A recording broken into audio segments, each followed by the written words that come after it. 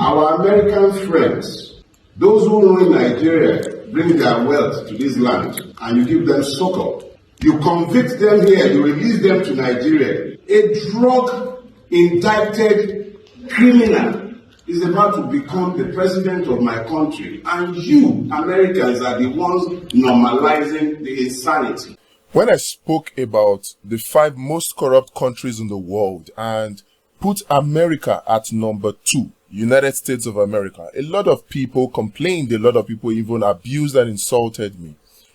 But the reason I gave for putting America in number 2 is the exact same reason for the statement, the speech that Dele Farotimi is giving or gave at an event in the United States of America. The truth is, for you to determine what corruption is, you must first of all determine who benefits the most from corruption. Now, Dele Farotimi is pained. I am pained.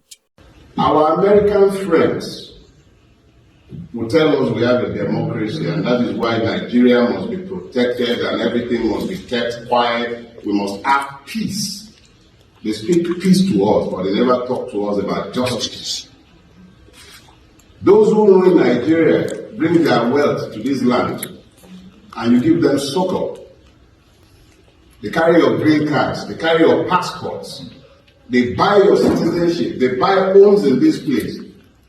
You convict them here, you release them to Nigeria. If they were drug dealers, members of the Mahane drug cartel, you'll be busy talking about all kinds of sanctions on them. You wouldn't allow them in your country. Yeah. But you have them living here. Their children are here. They ruin my country. I can't live in yours. Yeah. I visit.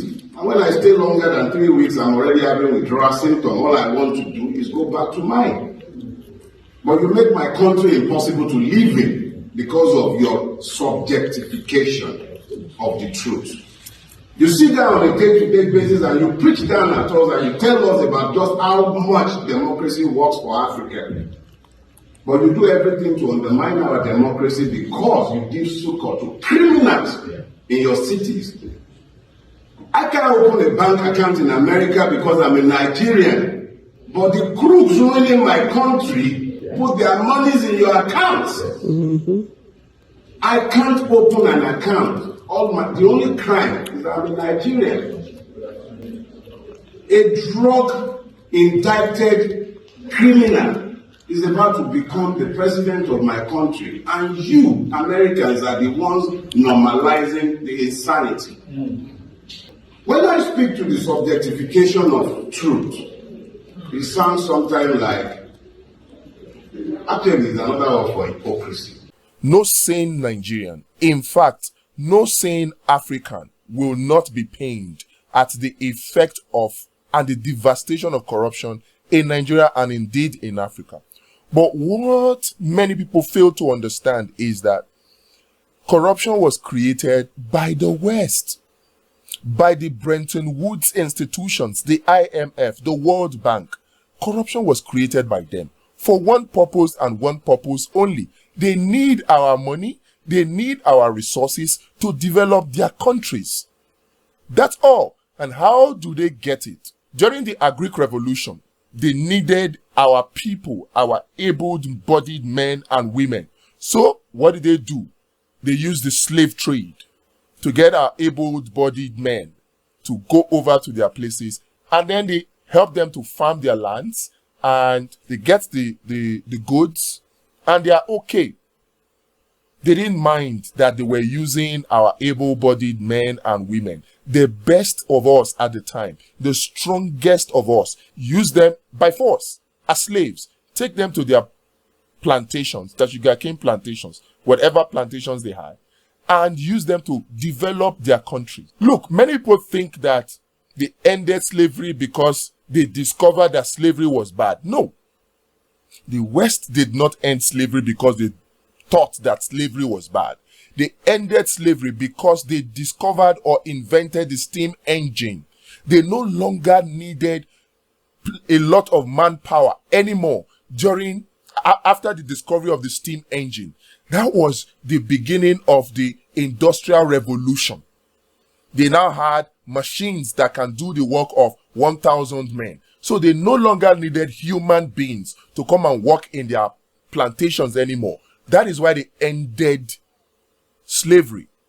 Upon ending slavery and starting their industries, they no longer needed human beings, but another kind of need arose for them. And that was what? Mineral resources. Their factories needed mineral resources, and what better way to get it than to come down to Nigeria, to Africa, and colonize us? That was what started colonization. That was what ended slavery, and that was what started colonization. Now, many people think that colonization stopped because the West realized that colonization was bad. They didn't stop colonization because they realized colonization was bad. No. Colonization stopped across Africa because the French, the British, the Italians, the Germans, they were devastated by the Second World War. In fact, they no longer had the military might to sustain the oppression of colonization. Add to that the Cold War between the United States of America and USSR, what you now know today as Russia. And United States of America single-handedly forced Britain, forced France, forced Europe to abandon colonialism because the United States had put in place the Bretton Woods institutions, the IMF and the World Bank, to create a new kind of tool, which is corruption, that will ensure the continuous flow of the resources of Africa to them. That was why they stopped colonization, because they could not sustain the military power to continue it, and because of the influence of the United States, which was the emerging single world superpower at that time. And they put in place corruption. They created corruption. The United States of America, the Bretton Woods institutions, the IMF, the World Bank, they created corruption to achieve one goal. The same goal of the slave trade, the same goal of colonization, the same goal of this corruption-induced resource transfer. I call it corruption-induced resource transfer. That is what is responsible for this. And if you look at the core, if you listen to the core of Dele Farotimi's message, this is what he was talking about. Basically, in his message. I share his pain. But you see, the message is to us all Africans, not just Nigerians. We have a country to save. We have Nigeria to save. We have Africa to save. And our African leaders must realize how stupid and how dumb they are. Really. They are being used as pawns, and they are given bait of corruption. And they fall into it. They are happy to steal our resources, to be given cars, to be given houses, to be given lands, to be given green passport. Imagine, is it not an insult for a United Kingdom to be saying that, oh, if any political leader engages in political thuggery, we will issue visa ban? Seriously. Visa ban to America, to Britain is supposed to be punishment. Meanwhile, how effective really are these visa bans? How effective is this visa ban for Desiani Alison Madwike? How effective is it? How effective is this visa ban for Sheyi Tinubu, who can buy a house worth $11 million in cash in an environment that promotes cashless policy? How effective is that visa ban? Nigerians and indeed Africans must realize that they are being played, particularly the leaders. They are just stupid and dumb, and they don't realize it. They are given the same bait. You know, when the slave trade started, it started because the Westerners, first the Portuguese, then the British, came with mirror, with ogogoro, with powder. They came with those things. And in exchange for mirror, ogogoro, and powder, our forefathers, some of them were willing to sell their fellow brothers and sisters into slavery just to get those. So they give them the best of our resources, which is our able-bodied men and women. During colonization, the same thing. They give some of us, they tell us, oh, we are going to train you to the United Kingdom, send you to school to go and train you there. That was what happened during colonization. They take one or two of you and they teach you English. And the English they taught at that time, I'm a student of education, proudly. And I can tell you that from 1847 to 1947, a period of 100 years, no single university in Nigeria. During a period of 100 years of British civil colonization of Nigeria, of Africa, not a single university. That's to tell you that they were never really interested in Nigeria or Africa developing. They were just interested in training people who can be interpreters to them, who can help them subdue the rest of the population. That's all. So they will give them car, give them training abroad, and then begin to use them as interpreters, as tools to suppress the rest of the population so they can continue to extract our resources for their factories in the Europe and in the Americas. That was what they were doing. And they are doing it now. Our leaders find it worthy to sell the resources of Nigeria, to engage in a scam like fuel subsidy, in a scam like grounding Ajaokuta steel, grounding Alaja steel, engage in those kind of scam just to ensure that the resources of Nigeria and indeed the resources of Africa flows to the Western powers and now to the Eastern powers like China and India and the rest. Nigerians, we have a responsibility. We have a job in our hands. We must expose this truth so that we will know that the salvation of Nigeria is actually in our hands. These Western powers, you think they will save Nigeria's democracy? No, of course not. They created the corruption in there, in here, so they can use it to destroy Nigeria. So they can use it to keep Nigeria perpetually poor, so that the resources of Nigeria can perpetually flow to them.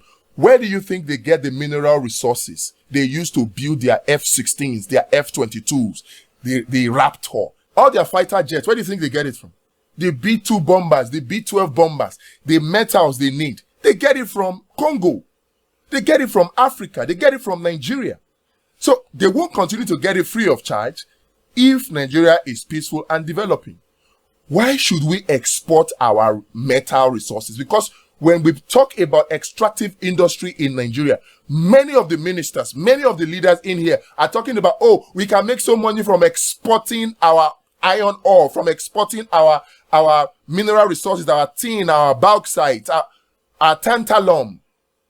Why can't we get Ajaokuta up and running in Nigeria so that we can turn these raw materials into finished goods here and begin to manufacture our own engine blocks here and begin to manufacture our own cars here and begin to manufacture our own guns here and begin to manufacture our own tractors here, our own cars for police and security, our own power lines. Everything you need to get a refinery working is based on steel. Yet, our foolish leaders, all of them foolish, our foolish leaders will not get Ajaokuta, will not get Alaja Steel Company up and running because they are happy with the peanuts that the Western powers give them. And they sell the rest of us into slavery. We are still slaves, in case you don't know. And it's up to us to free ourselves. That was what Bob Marley said. Emancipate yourself from mental slavery. We are in an era of mental slavery. They enslave us with all manner of tools, social media, with religion, all manner of tools that keeps us mental slaves. It's up to us to emancipate ourselves. And that can only happen when we come to the realization of truths. These truths are hard, but they are truths that we need. We are the only ones that can free ourselves. None but ourselves can free ourselves. That's what Bob Marley said over 30 years ago. But it's still true today. Nigerians, we have a job to do. That is why we need to begin to put laws in place. See, the free food stamp law is so important because the primary tool that they use to put this corruption in place is hunger. It's hunger and poverty. That's what the Western powers, that's the primary tool they use. And in order for them to activate it, they put in place corrupt leaders that will ensure that the population, the general population, continues to be poor and hungry. So for us to set ourselves free, the first step is to ensure that food is not a problem for any Nigerian. And that's why I'm still talking about it again. If you have not subscribed, please click the link in the description and subscribe. Let us put this free food stamp and social welfare law into effect. In addition to other, the Electoral Act 2022 needs to change now. Things need to change in there. These are the things that we should pursue. We cannot keep pursuing individuals because they will compromise the individuals. It's very easy for them to compromise the individuals. Look at what just happened now that Bloomberg did, releasing a report about Seyi Tinubu's purchase of $11 million property in the United Kingdom. Look at that. Many people think, oh, Bloomberg did the right thing. It's a hoax. It's warning shots that Bloomberg is firing. Warning Tinubu that he has to play ball. If not, they have a lot more than that about Tinubu. Don't they have the information about Tinubu's drug case? There are more indicting information that they can release, but they have held on to it because with that, they can control our president. It's just warning shots. Those of you who are excited that Bloomberg released that report, they're just excited for nothing. It's warning shots that Bloomberg fired. Warning shots at Tinubu. And so that completely puts at risk the entire democracy, the entire progress of Nigeria. That is why people like us are fighting tooth and nail to ensure that the mandate of Peter Obi is restored, because that's the shortest path to the new Nigeria that we deserve. And you have to be a part of it. The time to be a standard by is gone. Now everybody needs to be active. If we're all active, how many people can they target?